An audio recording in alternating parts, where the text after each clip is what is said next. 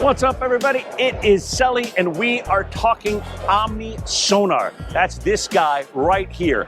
Think of it as radar for underwater. Guys, go ahead and hit this button right here.